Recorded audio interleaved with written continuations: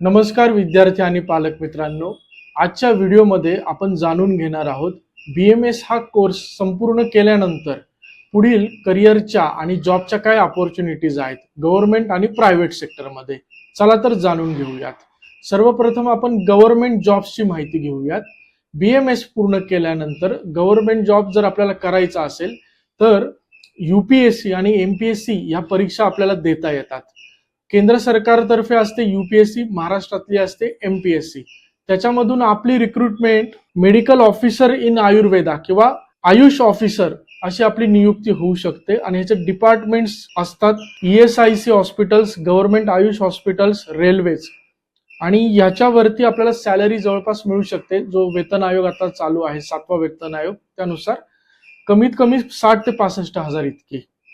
आणि त्यानंतर जसा जसा अनुभव येत जाईल, प्रमोशन्स येत जातील, त्यानुसार आपली सॅलरी वाढत राहते.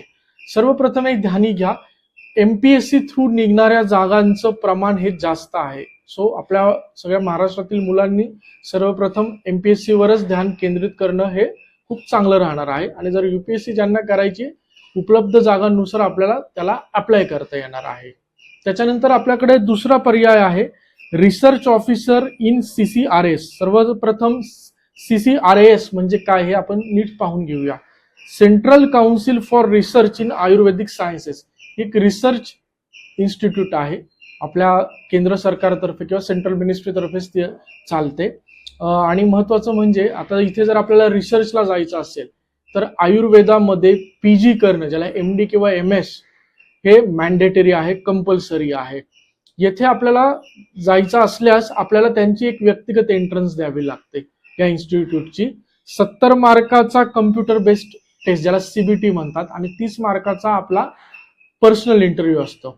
अशी टोटल 100 मार्काची आपल्याला टेस्ट द्यावी लागते. आणि या परीक्षेमध्ये आपल्याला पास झाल्यावर किंवा सिलेक्शन झाल्यावर आपल्याला रिसर्च ऑफिसर अशी आपल्याला नियुक्ती मिळते. हे सर्वांनी ध्यानी घ्यावं. तर मित्रांनो, रिसर्च ऑफिसर या क्लास A ग्रेड पोस्टसाठी आपल्याला सॅलरी मिळेल मिनिमम 50,000 रुपीज इतकी. हे आपण ध्यानात घ्यावं. त्यानंतरचा आपला जो जॉब आहे तो आपल्याला UPSCच्या परीक्षेमार्फतच मिळतो, तो म्हणजे असिस्टंट प्रोफेसरशिप. या पोस्ट निघण्याचं जे प्रमाण आहे हे तुलनेने कमी आहे. ज्यावेळी पोस्ट म्हणजे जागा व्हॅकंट होते त्याच वेळी त्या भरायला निघतात आणि त्यानुसार नोटीस निघून आपल्याला UPSC मार्फत या जागेसाठी अप्लाय करता येऊ शकतो आणि त्यानुसार आपल्याला सिलेक्शन करता येऊ शकतं. आता ज्या 2 जॉब विषयी मी तुम्हाला सांगणार आहेत, नॅशनल हेल्थ मिशन महाराष्ट्रातर्फे हे 2 जॉब्स देण्यात येतात. एक आहे कम्युनिटी हेल्थ ऑफिसर आणि दुसरा आहे आयुष मेडिकल कन्सल्टंट. या दोन्ही पदांच्या ज्या नियुक्त्या आहेत या कॉन्ट्रॅक्टर बेसिसवर म्हणजे कंत्राटी पद्धतीने केले जातात. याचा असा आपला परमनंट जॉब असा नसतो याचा. अशा पोस्टचं जर परमनंट जॉब हवा असेल तर त्या पोस्ट अत्यंत परमनंटशिपसाठी निघण्याचं प्रमाण अत्यंत नगण्य आहे. तर हे सर्वांनी ध्यानात घ्यावं. हे मुख्यत्वे करून कॉन्ट्रॅक्टरशिपवरच जॉब आहे. आता आपण प्रायव्हेट सेक्टरच्या जॉब्स विषयी पाहूयात. प्रायव्हेट सेक्टरमध्ये जर आपल्याला प्रायव्हेट हॉस्पिटल्समध्ये काम करायचं असेल तर मुख्यत्वे करून PG हे क्वालिफिकेशन झालेलं म्हणजे MD-MS स्त्रीरोग आणि प्रसूती तंत्र, MD-MS पंचकर्मा किंवा MD-MS आयुर्वेद मेडिसिन आणि काया चिकित्सा एक ब्रांच आहे. अशा मुख्यत्वे म्हणजे मी एक उदाहरण म्हणून सांगतोय, असं PG क्वालिफिकेशन्स असलेले डॉक्टर्स हे जास्त करून हायर केले जातात. तर त्याची जी स्टार्टिंग सॅलरी आहे 20 to 25,000 इतकी याची स्टार्टिंग सॅलरी असते. जसा जसा अनुभव येत जाईल 2 वर्ष 4 वर्ष तशी तशी सॅलरी 40-50 हजार अशी होत जाते. पण या सेक्टरमध्ये जर आपण स्वतःचा व्यवसाय किंवा स्वतःची प्रॅक्टिस चालू केली, समजा एखाद्या विद्यार्थ्याने स्वतःचं पंचकर्म क्लिनिक चालू केलं, एखाद्या विद्यार्थिनीने समजा एखादं प्रसूतीगृह चालू केलं, ज्यांनी स्त्रीरोग आणि प्रसूती तंत्रामध्ये PG केलेला आहे, तर अशा विद्यार्थ्यांना जर बिझनेसचा विचार केला तर त्याप्रमाणे त्यांचं उत्पन्नही त्यानुसारच वाढत जातं. हे आपण सगळ्यांनी ध्यानात घ्यावं.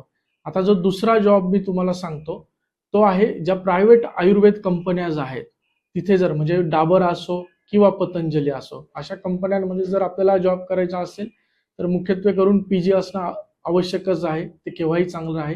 त्यानंतर या कंपन्यांचे जॉब्स निघतात त्यांच्या पर्टिक्युलर वेबसाईटवर किंवा Naukri.com, टाइम्स जॉब्स, Indeed.com अशा वेबसाईटवर पण यांच्या जॉबचे पोस्टिंग आपल्याला पाहायला मिळतात.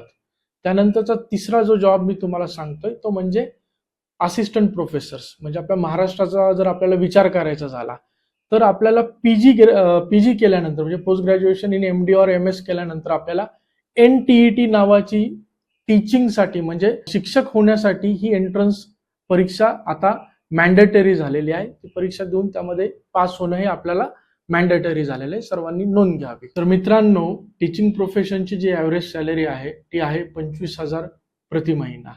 त्यानंतरचा जॉब आहे हॉस्पिटल ॲडमिनिस्ट्रेशन सेक्शनमध्ये. BMS झाल्यानंतर बरेचसे विद्यार्थी MBA इन हॉस्पिटल ॲडमिनिस्ट्रेशन हा कोर्स करतात.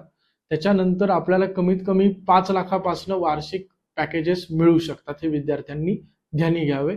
बऱ्याचशा विद्यार्थ्यांचा कल आता हॉस्पिटल ॲडमिनिस्ट्रेशन MBA साठी वाढत चाललेला आहे. त्यानंतर विद्यार्थी मित्रांनो, एक लक्षात घ्या, आपल्याला जर BMS मधलं करिअर व्यवस्थित घडवायचं असेल तर बेसिक्स क्लिअर सगळे होण्यासाठी एक उत्तम कॉलेजची आपल्याला आवश्यकता आहे. हे सगळ्यांनी ध्यानात घ्या आणि त्याच्याशी रिलेटेड काउन्सिलिंगसाठी आपण आम्हाला संकल्प एज्युकेअरला संपर्क करू शकता. धन्यवाद.